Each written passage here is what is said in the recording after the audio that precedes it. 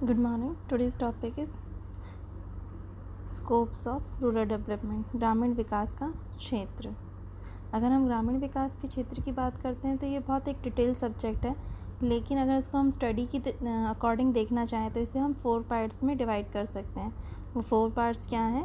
पहला है कृषि एवं सहायक क्रियाएँ, agriculture and allied activities. Second है रूरल इंडस्ट्रीज़ यानी कि ग्रामीण उद्योग। थर्ड वन इज़ सामाजिक सेवाएँ यानी कि सोशल एक्टिविटीज़। और लास्ट वन इज़ इंफ्रास्ट्रक्चर यानी कि आधारभूत ढांचे। इन 4 भागों में या फिर इन्हें कह सकते हैं कि हमने 4 पार्ट्स में डिवाइड किया है किसी सब्जेक्ट मैटर और ग्रामीण विकास के क्षेत्र को। सबसे पहले हम लेते हैं कृषि एवं सहायक क्रियाएँ यानी कि agriculture and allied activities.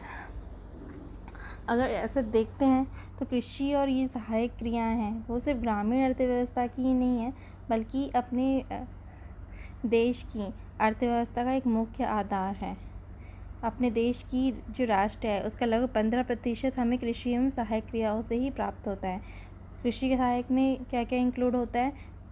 Like पशुपालन, वानिकी, मत्स्य पालन, खनन एवं उत्खनन और भी चीज़ें हैं जैसे कि बागवानी, खाद संकरण, मधुमक्खी पालन, रेशम उत्पादन, मुर्गी पालन, भेड़ एवं सुअर इत्यादि। ये सारी चीज़ें इसमें सम्मिलित होती हैं, ठीक है। लेकिन फिर भी अभी भी कृषि एवं सहायक क्रियाएँ हैं, इनका विकास ग्रामीण क्षेत्रों में थोड़ा सा अभी पिछड़ा हुआ है, ठीक है।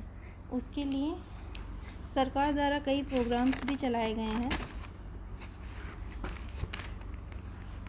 लेकिन फिर भी कहीं अभी भी कुछ चीज़ें हैं जहाँ पे सुधार की आवश्यकता है।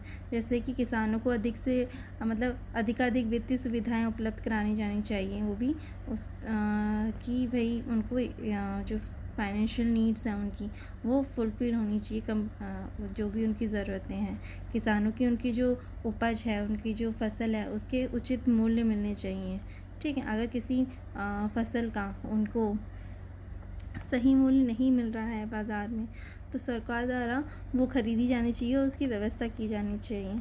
देश के सभी भागों में एक तो फसल बीमा योजना अनिवार्य रूप से लागू की जानी चाहिए, ठीक है। इसी तरह हमारा नेक्स्ट है रूरल इंडस्ट्रीज़ यानी कि ग्रामीण उद्योग। ग्रामीण उद्योगों में प्रमुख उद्योग कौन से हैं? खादी एवं हथकरघा उद्योग, हस्तकौशल, बर्तन उद्योग, गुड़ एवं खांडसारी उद्योग, तेल घानी, चमड़ा उद्योग भी इसी में है, औजार उपकरण उद्योग, ये सारे इसमें इंक्लूड होते हैं किसमें? रूरल इंडस्ट्री में, ठीक है। और रूरल इंडस्ट्री का बहुत इम्पॉर्टेंट रोल है हमारी इकनॉमी में, ठीक है। इन उद्योगों ने सिर्फ ना कि हमारी अर्थव्यवस्था में बहुत भागीदारी दी है, लेकिन साथ ही साथ बहुत सारी व्यक्तियों को रोज़गार भी मिला हुआ है, ठीक है। जैसे कि इन उद्योगों ने न केवल करोड़ों व्यक्तियों को रोज़गार मिला हुआ है, अपितु निर्यात तथा आंतरिक उपभोगों के लिए विभिन्न प्रकार की उच्च गुणवत्ता वाली असंख्य वस्तु की प्राप्ति भी होती है। जो हमारे इंटरनल यूज़ में जो आती हैं उन चीज़ों की भी इन्होंने हमें अवेलेबिलिटी प्रोवाइड करते हैं, ठीक है। लेकिन इन उद्योगों में भी अभी विकास की ज़रूरत है। यहाँ कहीं ना कहीं इनके लिए भी सरकार द्वारा कुछ नए कार्यक्रम चलाए जाने चाहिए और चले भी हुए हैं, जिनमें से कुछ फिर भी ये कुछ समस्याएं हैं जो इनसे वो अभी भी जूझ रहे हैं। यह क्या? रूरल इंडस्ट्रीज़ यानी कि ग्रामीण उद्योग। भाई सरकार ग्रामीण उद्योगों के विकास के लिए कुछ विशेष प्रोग्राम भी हैं, जिनमें से भाई जैसे कि जिनमें ग्रामीण उद्योग की रियायती दरों पर वित्त उपलब्ध कराना चाहिए, ठीक है। मतलब कि कम रेट ऑफ इंटरेस्ट में उनको लोन वगैरह प्रोवाइड किया जाए। ग्रामीण उद्योगों में लगे हुए श्रमिकों को प्रशिक्षण देने की व्यवस्था की जानी चाहिए, ठीक है। जो गांव के उद्योग हैं उनमें काम करने वाले गांव के ही लोग हैं, जिनको ट्रेनिंग भी प्रोवाइड की जानी चाहिए ताकि वो बेटर उससे काम कर सकें। सरकारों को इन उद्योगों में बनी हुई वस्तुओं का विपणन की उचित व्यवस्था, ठीक है। एक एडवर्टाइजमेंट की भी अच्छी सुविधा प्रोवाइड करनी चाहिए ताकि वो ज़्यादा से ज़्यादा प्रॉफिट अर्न कर सकें। ग्रामीण उद्योगों का विकास करके देश में गरीबी तरफ बेजर समाप्त की जा सकता है। उद्योग का विकास होगा तभी गाँव में गरीबी और अनएम्प्लॉयमेंट कम हो सकती है। ग्रामीण उद्योगों के विकास से गाँव में संपन्नता आएगी तथा जिससे आर्थिक विषमताएँ भी कमी होगी। एग्जैक्टली अगर रूरल इंडस्ट्री डेवलप करेगी तो वो गांव को भी डेवलप करेगी, वहाँ के लोगों का स्टैंडर्ड ऑफ लिविंग भी इंक्रीज़ होगा। कैसे? क्योंकि जब वो ज़्यादा अर्न करेंगे तो उनकी अर्निंग से उनका स्टैंडर्ड ऑफ लिविंग इंक्रीज़ होगा। थर्ड वन हमारी है सोशल सर्विसेज, सामाजिक सेवाएं।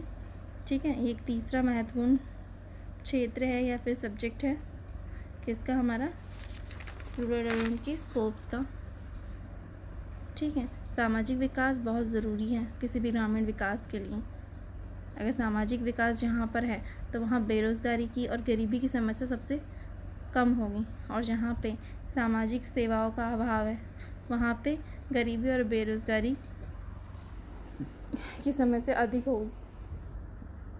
सामाजिक विकास के अंतर्गत क्या क्या आता है? शिक्षा, चिकित्सा, स्वास्थ्य एवं परिवार कल्याण, जलापूर्ति, आवास, विद्युत पूर्ति, सफाई इत्यादि सेवाओं को शामिल किया जा सकता है। ठीक है, लेकिन फिर भी भारत ग्रामीण क्षेत्र के सामाजिक सेवाओं की दृष्टि से अभी भी थोड़ा सा पिछड़ा हुआ है। ठीक है, जैसे ग्रामीण क्षेत्रों में चिकित्सा, स्वास्थ्य एवं परिवार कल्याण की सेवाओं का अभी भी मतलब अभाव है, और वहाँ पर गाँव में शहर से जो जन्म दर है और मृत्यु दर है वो अधिक है।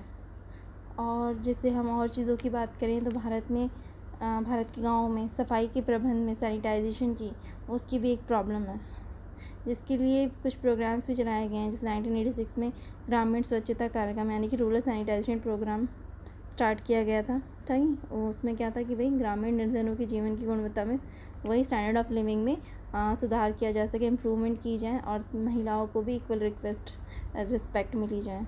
ठीक है, इसी तरीके से कुछ प्रोग्राम्स और भी चलाए गए थे, जिनमें से था निर्मल भारत अभियान, जिसको बाद में चेंज कर दिया था, जिसका मेन मोटिव था कि भाई पूरे देश में भारत के ग्रामीण उसमें 100% परिवारों को स्वच्छता की सुविधा उपलब्ध कराई जा सके तथा ग्रामीण भारत को निर्मल भारत के रूप में बदला जा सके।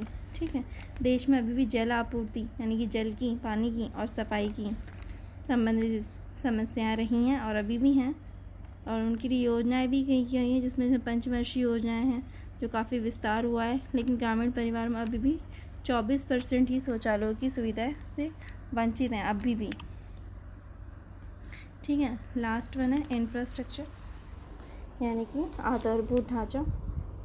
किसी भी ग्रामीण, ये भी एक इम्पॉर्टेंट सब्जेक्ट है रूरल डेवलपमेंट का।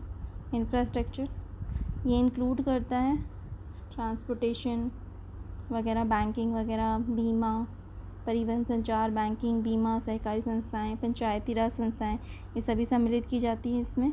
ठीक है, लेकिन हमारे देश के ग्रामीण क्षेत्रों में अभी भी इस आधारभूत की ढांचों की बहुत कमी है, अभाव है। ठीक है, और बिना इसके हम गाँव का विकास नहीं कर पाएंगे। इसीलिए किसी भी गाँव का आधारभूत ढांचा स्ट्रॉन्ग होना चाहिए, मजबूत होना चाहिए। गाँव में मोस्टली क्या होता है, सहकारी संस्थाओं को स्थापित भी किया है इन्होंने, लेकिन वहाँ पे क्या है, प्रॉपरली काम हो नहीं रहा।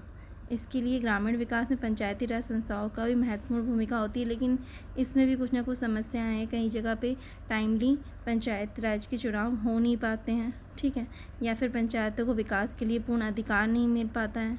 ठीक है, इसलिए पंचायती राज संस्थाओं को मजबूत और उनको सक्रिय करने के लिए व्यवहार बनाने के उद्देश्य से संविधान में 73 संशोधन किया गया।